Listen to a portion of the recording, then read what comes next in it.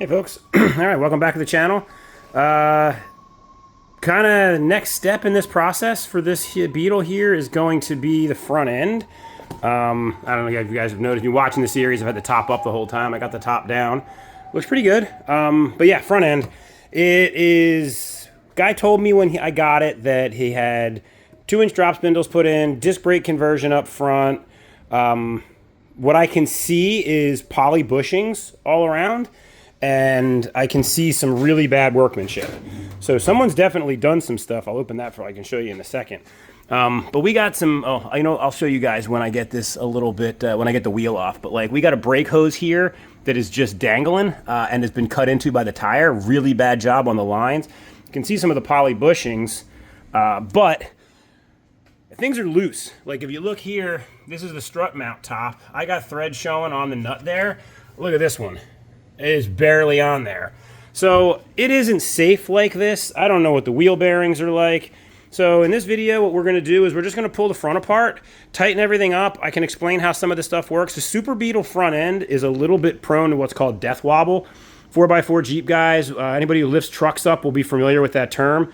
It's kind of terrifying where you're at some speed or another and then the wheel just starts to violently shake back and forth and you feel like you have no control over the steering. It's pretty awful when it's bad. There's different variations and grades of what you would call death wobble. But those these are prone to it. There's a steering stabilizer shock absorber in there. People almost never replace it. That really contributes to it if you don't have it. Plus, when you lower it, you change the camber. That can affect it. So we want to go through and make sure this is tight. Make sure we have our best ride possible. And yeah, just check things out. Some other things I've noticed. Obviously, we got aftermarket wheels. These chrome wheels, these will polish up real nice. But we got terrible hubcaps. They're not even Volkswagen. I don't know if you guys can tell. It's not even stamped. Those are awful. I don't think I have any spares left from my time. I mean, the bus has the nicest set that I have left. I think I've got some weird ones floating around. Oh yeah, I don't know if you can notice, but if you look over, I have one hanging there that I use so that the tools don't bang into the wall when I wind the cord up. But yeah, anyway, so we're gonna put this thing up in the air. I think I've mentioned before how much I like this scissor lift. We're gonna get this thing a little higher for us so that we can see what we're doing, work on the suspension. And yeah, I will, what I'm gonna do is I'll get this up in the air. I'll pause the video. I'll go get some tools so we can take this thing apart and we will see what we have. All right, I think this will be a pretty good angle for everyone to see what's going on. Start with this junky hubcap. I'd normally be more careful, but these hubcaps are awful, so I'm just going to get them off. Yeah, these are... Oh, look, we got a sticker. What do we got? Yes, just like the factory, that says Made in Taiwan. So, not what we're looking for as far as hubcap goes. Honestly, I'll probably not change them out, depending on what I do with this car. If I keep it for a little while, I'll change them, because I don't want to be seen driving it with these, but otherwise, they might be on it when it goes up for sale. We'll see. Should be 17s on these. Don't know if they're going to be tight or loose. They are not 17s. Superbeetle. I keep forgetting. Probably, let's see here. Superbeetle size, 19s. Gotta remember. And anybody familiar with Volkswagens knows they use bolts, not nuts. All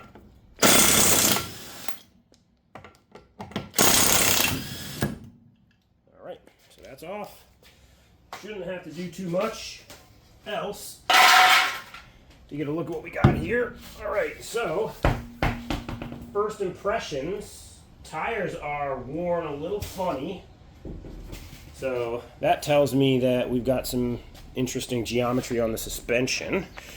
Looking at this, let's see if I can twist this for you guys. I don't know. The disc doesn't have any lip on it. It's pretty thin. This does look like a new caliper. I will give it that. Brakes, I'm trying to sneak behind and see how much meat we have on the pads. Yeah, there's quite a bit. So yeah, and look, we're nice and shiny here too, where that was bolted to it. So I'm going to say we probably do have new stuff in here.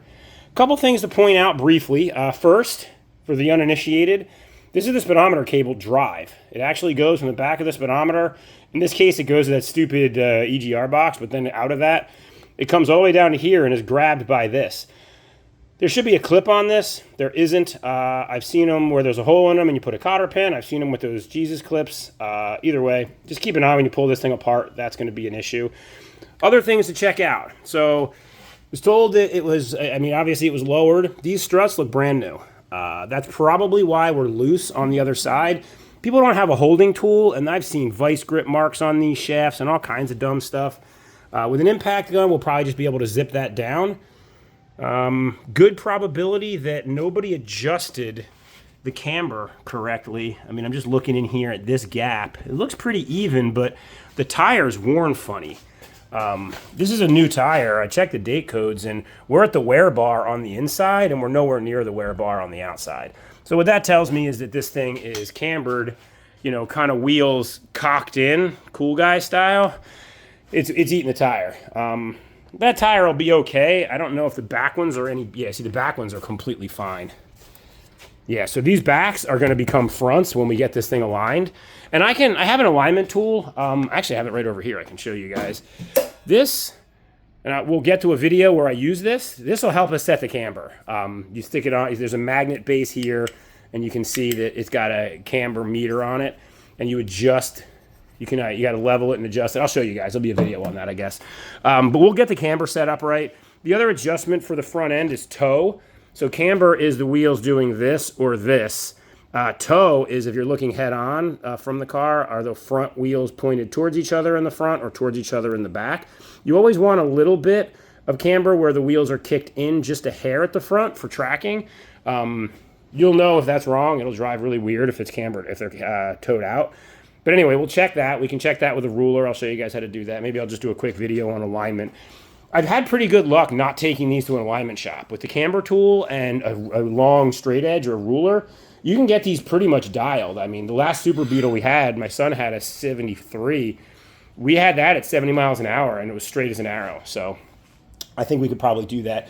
Other concerning things we see in here. So this brake line has been significantly abraded by the tire, because what is this?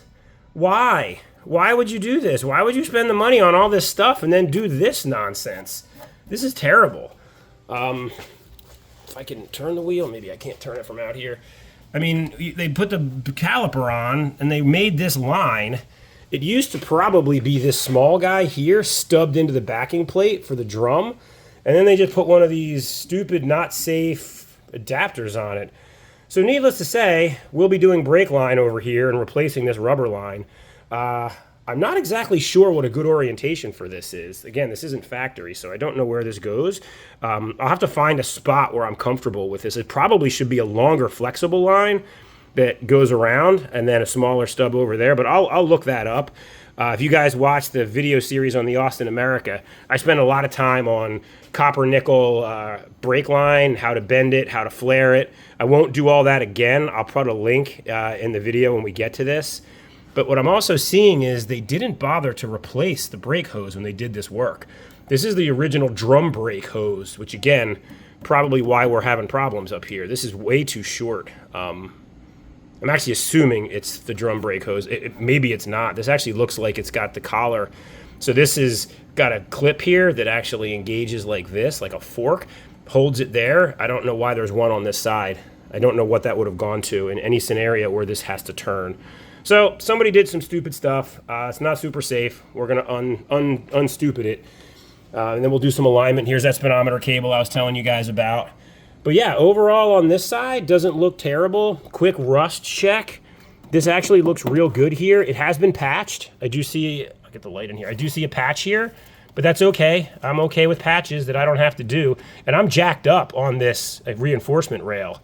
So this one I know is pretty good over here. We're not gonna have to touch the floor or the rocker on this side. Passenger side is a different story. So let us progress to the passenger side. I see the same wear pattern on the tire. We're balled in here. We're plenty out here. So again, we are definitely cambered wrong. Let me just grab the tools real quick so I can take this one off. Alrighty. See what we get.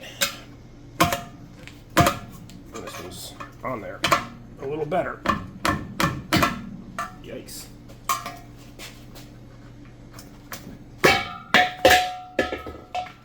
All right, made in Taiwan, everybody. this off.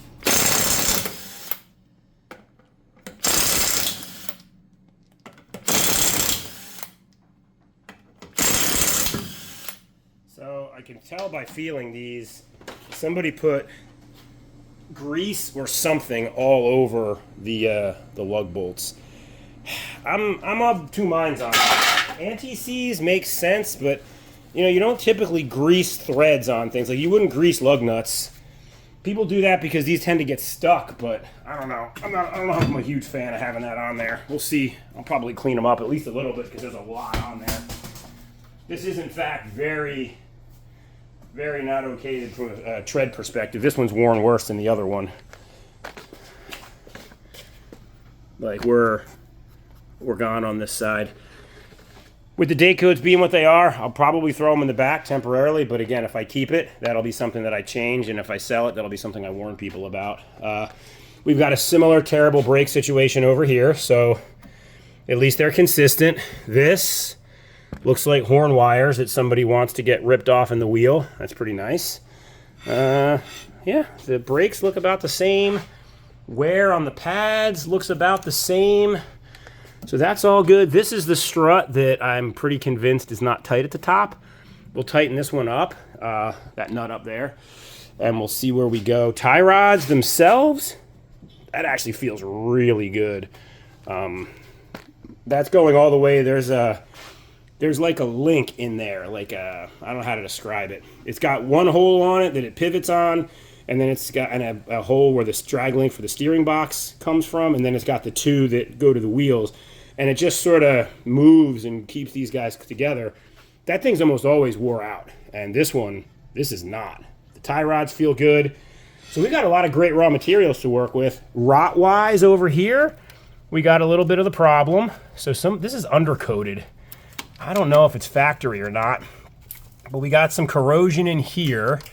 But it's not terrible. We'll peel all this undercoat off and see what it looks like. It's been patched here. I see a okay installed patch. But this side over down here, like this part of the reinforcement's okay, but we have our work cut out for us over here, folks. When we get to this, we're cooked. This whole rocker is cooked. Reinforcement, the inner, the outer, goes all the way back. I tried to jack this up by putting it on this jack point, and it caved in. So we are definitely no good over here. Floor doesn't look awful, honestly. We might be able to save the floor pan. Well, battery tray part looks gross, but it's been patched. Yeah, you can see the patch for the battery tray. Actually, it doesn't even look patched. It looks like they welded a box in. I don't know, we'll see. I don't want to have to do floors. I'm not going to do floors unless I have to. All they really do is hold you up, right? So as long as they're solid, we'll keep them. This is not. So we'll do a video series on how to put a rocker panel and a reinforcement rail on a convertible Superbeetle. I've done lots of rockers and floors before. I can't say I like it. Actually, I can say I hate it.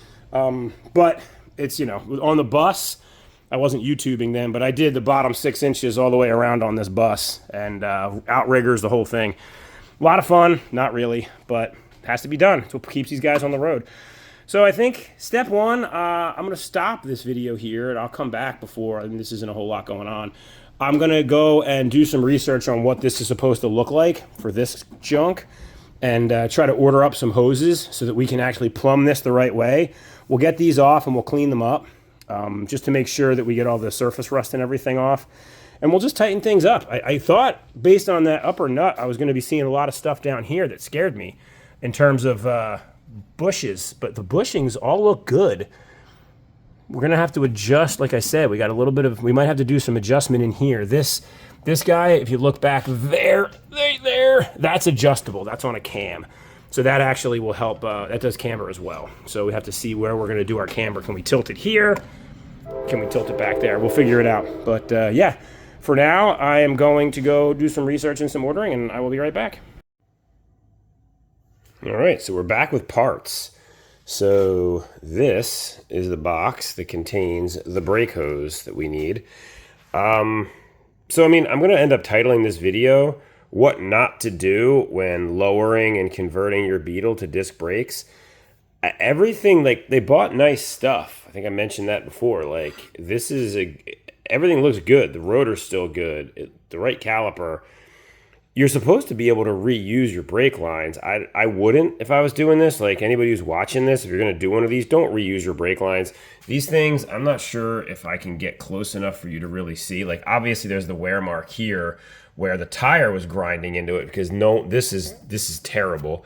But this brake hose is almost original. I mean, it's very perished. So the right answer here is, if you originally have a Superbeetle, you've got a strut front end, there should be an area on the strut that captures this end of the hose. So like you can see this hose here, there's a clip that grabs the hose and holds it here in a fixed position. Well, the other side of that should be fixed over here. There should be a loop or a U, and then this hose would be in it, kind of facing down or up, I'm not sure, and then your hard line would come over.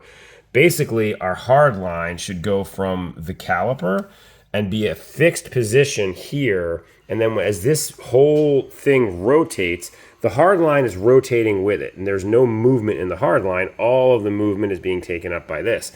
In the scenario we have here, not only is the brake line rubbing against the tire, which is terrible, but as you're turning the wheel, you're flexing this brake line. Like this is all moving here, all of this. So and I guess just, I'll point it out to add insult to injury. This is a union here. You should not use unions like this in a brake system. Yes, they work. Yes, I've seen lots of cars that have been on the road forever using them. They're not right. Don't do it. Make one line that goes from where you were to where you need to go. No unions, no extra fittings, no nonsense.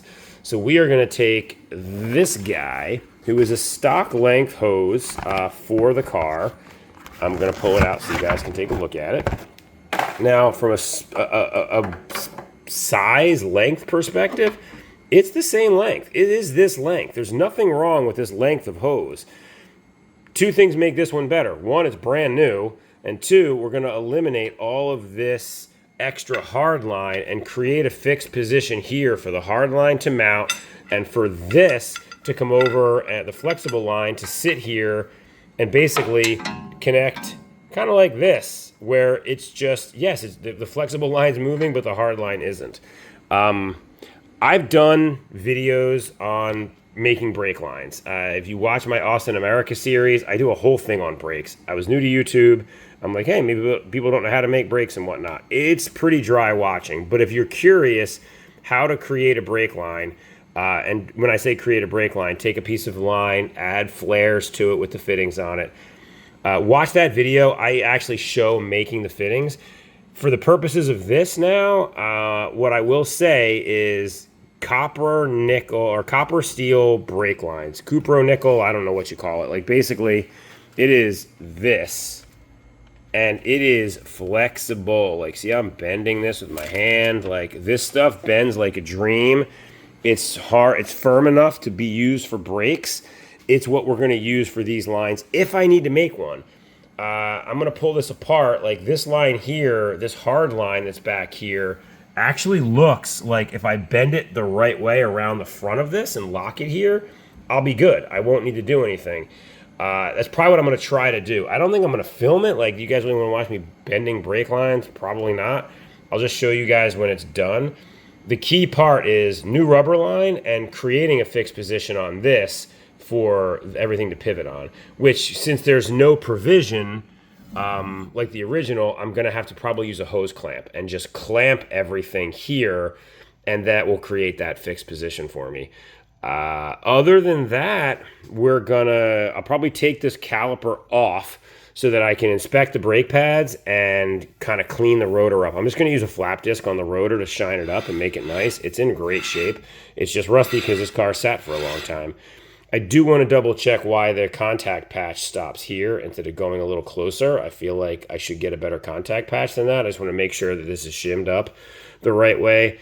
This car has been I will say, an exercise in frustration of someone bought nice stuff, someone tried to do the right thing, someone executed it poorly. So we're just going to double check everything because brakes are important. So yeah, I am going to pull this apart, rebend this brake line, and move it over, and then I will show you guys the finished product. Feel free to drop a comment if you're like, oh man, I really wanted to see you do that. I just don't think anybody wants to see me do that. But if for some reason you do and I'm missing the boat, let me know. But I'm going to pause this, bend that out of the way, and then bring you guys back. All right, not sure what happened there. Camera just quit on me. So anyway, like I was saying, I kind of want to get this line in front, which I did.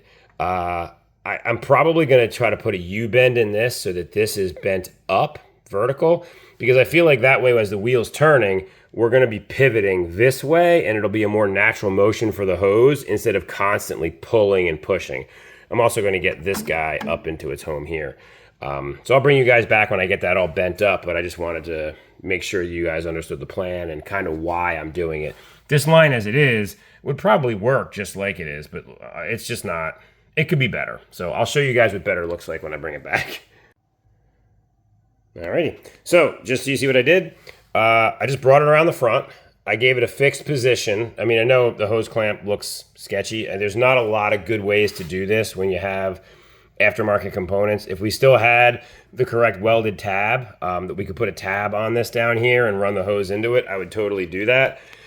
I don't like welding on these. I mean, I'm sure there's people out there that are like, screw it, it's fine, weld on it. But like, you start putting a bunch of heat into a gas charged shock, it just makes me a little bit uncomfortable. So I'm going to show you guys, like with this like this, I'm going to put you guys in the tripod here, and we are just going to, I'm going to run the steering around and you can watch it so you can see that, you know, we're not really flexing the line unduly. We're pivoting at the right spot here and we have enough room for it. And hopefully everything looks good. Go that way, you know, so that's full lock. And yes, the hose is stretched, but it's not tight. Like, we're not kinked, we're not tight, we're at the maximum, what I would consider to be allowable for that. And now if I go the other direction,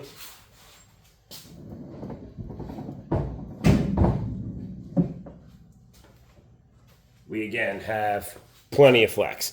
Now, if I wanted, let me straighten it out real quick. If I wanted to change the way the geometry was, I could. I could bring this around closer to the front over here if I felt like I needed more room. I don't though. Like, this is actually fine. You know, is it? I think I've said in the videos before, I'm not a huge fan of aftermarket lowering, all that other stuff. This is already lowered. It's already on. It's got lowering springs. It's got disc brake conversion. It's got all this cool stuff. I'm totally fine with that, but I kind of like stock because I know stock always works.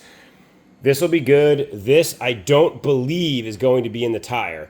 Now, that is going to be the biggest thing we're going to have to adjust and check for when I go to put the wheel on here. If it's touching this, then I'm going to have to bring this around further. The goal here is to get this as far away from the tire as I need to, right? Like, it's not going to be, they're both fixed positions. I don't want this into the side of the tire. So I'll put the wheel on, I'll measure it, I'll make sure that we have at least a ½ inch of clearance, and it should be fine. Again, turning lock to lock. But that's kind of it. Like, I mean, getting rid of an adapter, getting rid of the weird routing of the line, putting a new flexible line on, getting it locked back into position at 2 points. That's the name of the game. So I am going to now pull this rotor off. I'll show you guys the wheel bearings and stuff. I'm going to pull this off. But yeah, let me get things set up to start cleaning this up, and we'll finish up the brakes on this side. Alrighty. So we got this, like I said, fixed position. I pulled the caliper. We did have 4 spacers, which are important when you're trying to set the centering of the disc. When you do these conversions, you have to center that. The pads look really good. No issues in here. Things seem to move freely. That's all good. I just pulled the dust cap off. I don't see a whole lot of grease. I am going to pull this bearing out and make sure we've got a good amount of grease in here. And then I'll just do a quick, like, hey, here's how you adjust the wheel bearing if you need to. But let me go get the Allen key and I'll show you guys how to do this. All right, so we're just gonna loosen this nut up here. It's a pinch nut. And that should allow us, yeah, see, this is really tight. This shouldn't be this tight, folks. I should be able to, like, once I crack this loose, there we go. It really shouldn't be that tight. Now, this is a driver's side of the car. This is some left-hand, right-hand thread stuff. You're going to thread this one off in the clockwise direction, which is typically tighten. It's just the way it goes. That way, the rotation of the wheel drags this nut in the tightened position. So if everything has failed and everything has gone loose, at least the actual rotation of the wheel will send it into tightening. So we're just gonna pull this off now, and yeah, like there's grease in here, but I will say these look dry. So I am gonna throw a little bit more grease on these and put this back on, and I will show you guys then how to adjust it. I'm just, like, this is greased, like you guys can see it's greased, but the rollers here are real clean, and when I wiggle them, I feel a little bit of movement in there. So this needs to be repacked. I'm gonna do the same thing on the back side, just to make sure we have good grease in here. This is it's not rocket science, pretty simple stuff. You've probably seen it 1,000 times, but just want you to see it's being done. So let me go do that, and I'll be right back. Alrighty, so grease is bearing up. It was pretty good. Like I said, it had grease in it. I just like to make sure, because I have it all apart, so I re-greased it with some red sticky. I re-greased the back bearing with some red sticky, and I'm just putting this back together in the order which it came apart. This washer does have a slot, and I also, while I was in there, I took the opportunity to flap disc, just a regular, I try to save my worn out 80 grit flap discs. They do great when they're worn out. They don't cut into anything, and like, I don't want to touch this too much because I got greasy hands, but like, this is perfectly smooth now. It's a great surface for the pads to bite into. It's not rusty from sitting. So I pushed the bearing back in. Nothing tricky there. Again, I think I mentioned earlier, this is the Speedo cable. So you got to make sure this is, free and moving, and it has been. This is our nut, and there's a shiny surface that goes against the thrush washer, and then there's the not shiny surface, so you know that's out. And this is a lefty-loosey, righty-tighty, or lefty-tighty? Lefty-tighty. Opposite thread of normal, right? So we're going to roll this guy around until we start to get some pressure on him. And this is just basically the same process for setting almost any wheel bearing you're going to mess with. Let me just go clean my hands off real quick so I can set this for you guys. All right, let me clean our hands. So this has got some hex heads on it, some hex flats. You could just put a hex wrench on this and do it, but you really don't have to make it crazy tight. The goal here is, I'm just putting this in here and using it to tighten it. I'm going to tighten that up. I'm going to give it some spin. Make sure that this is seated, right? Like now it's starting to get tight. Like you don't, again, this is just the initial, it's called setting the preload. So right now, if I left this like this bearing is super tight. So you want to get it nice and tight so that it is in a position to have the bearing preloaded, have everything pushed in flat. This is not good. And then after you get it set, everybody's mileage varies on this one. I like to go a quarter of a turn back loose, basically until all the heavy slop is out of it. Now you can see how much easier that's moving. Now, I know I have it right when I grab this, and I can hear a little bit of play, but I can't feel it. So right now, I can't even hear a little bit, but it feels really good. And you see how easy it's turning. But if you can see it moving, or if you can like literally see your hands rotating when you do and do it both directions, do like 3 and 9, and then do 12 and 6, and see if you have movement. If you don't, and this is loosened off, then just tighten it up. I mean, there's not a lot else to it. That sets your bearing in a way that is appropriate so that it won't overheat. You're not going to have it pumping grease. You don't have to go hog wild on this either. Just get it snug so that it isn't going to loosen off. And after that, you're pretty much ready to put all of your brake stuff back on. So we're going to give this a quick brake dust cleaning. We're going to clean the pads off and the caliper. A little bit of brake parts cleaner. Again, I've said this in other videos. Brake clean only on brakes. Don't try to substitute carb cleaner. It will not do good. You will not have a good time. And then the next piece we need to make sure we do, and I mentioned this earlier, there are spacers in the form of washers that hold this caliper so that it's just centered on the old rotor. When I took it apart, I got 4 out, which means 2 on the top, 2 on the bottom. And I'm just checking thicknesses now, and I'll try to show you guys. I don't know if it's going to show up on camera. I got a really thick one here and a really thin one, and then I got a really thick one here and a really thin one. So Thick and thin are going to go together to make our proper spacing. And all I'm going to do, and this is made a little trickier by the fact that this is a hard line, you know, and we already kind of were messing with the hard line and got the brakes sort of on this fixed position, but it'll be fine. We just got to get this back together and get the pads lined up, get the bolt holes in the back lined up, fighting with the metal line. What I'll probably do is loosen this off so that I can readjust that and get, like, again, thick and thin at the top, thick and thin at the bottom. I'll bring you guys back when I get the bolt started. Alrighty, so I got my washers in between the hub and the caliper. My spacers, they're pretty much just washers. And I'm looking in the window here, and you know, you can see the pads on either side. And the rotor's pretty well spaced in the middle of this window here. We got a little bit of a gap here because we moved stuff, but in theory, if I step on the brake now, that should close up, and this should move, albeit not crazy. But if you'll notice, we got a pretty good gap here. It's not like wiggling back and forth. I think we're in a good spot. So let's just pump the brake a little bit and see if we can get those to seat. Very, very strange for me to have a Beetle that's this old that I haven't done brakes on that have working brakes. And you can see that gap is closed up now. And we've got good contact, good noise, good run out. Our brake hose, I did end up moving it back a little bit. Let me put that into position for you guys so you can see it. Now I'm just turning the wheel there, get this thing straight. And you can see, like, we're in a position now where all of the flex is being taken up by the good, solid, nice, brand new rubber line. This is fixed position, not like it was when it was factory, but still fixed position. If there was a better way than hose clamps, let me know. I know a lot of the guys that do this stuff for a living, they use hose clamps for that. I've always used hose clamps. If you see something better, let me know, but that's what I got.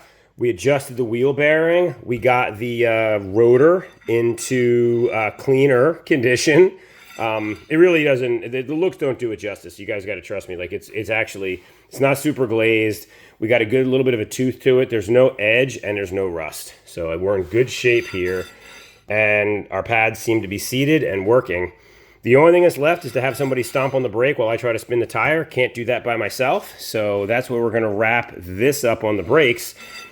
Pretty simple stuff. I mean, the other side is going to be a rinse and repeat of this side. I mean, it's the same thing. Like, they bent the brake line behind it and then just made an adapter and left this poor guy flapping in the wind on the original hose. I mean, it's terrible.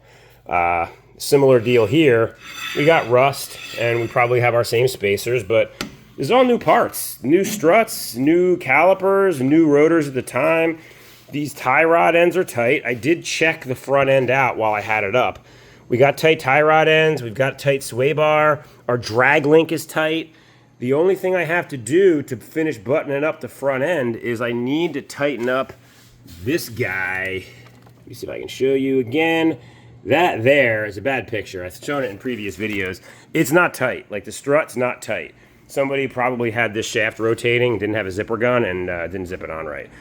So net, what I'm going to do is this side, I am going to fix the hose, fix the line, pack the bearing, retighten this all up, and clean this rotor. And then the front end's going to be done. There's nothing else to do. There's no reason to make a crazy video. I think this is more about, to me, like, what not to do when you're lowering a car or adding a disc brake conversion. Don't take shortcuts. This was a death trap. This line, the old line rubbing into the tire, you're just asking for terrible problems down the road. Like, you could die on the road doing that. Having this metal line be what's moving when you turn the wheel because it's not fixed, again, absolutely no reason for it. This is tight now. This isn't moving. Like, I'm wiggling hard on this. For it to move the metal line, I would have to bend it, and it's not going to bend it. So that's why I'm going to title the video, I think, what not to do to when you're going to put on disc brake conversion on your car. It's pretty easy stuff. We still have back brakes to do. They're basic drum brakes. I can tell by doing this. They're not adjusted right, or they're warped. But that'll be a different video. I kind of want to get this posted, really just like a quick look at the front end. We're getting close to putting this guy on the road. I'm going to go get it titled, I think, hopefully this week. I'm going to tighten up that bolt, and we are going to have brakes. We're going to have it running. We'll have it registered. And we don't do inspection in New Jersey for stuff this old. At that point, the Beetle project comes down to a new top, skin, outer skin, because the inner is gross. Like, the headliners need to be clean, but it's not bad.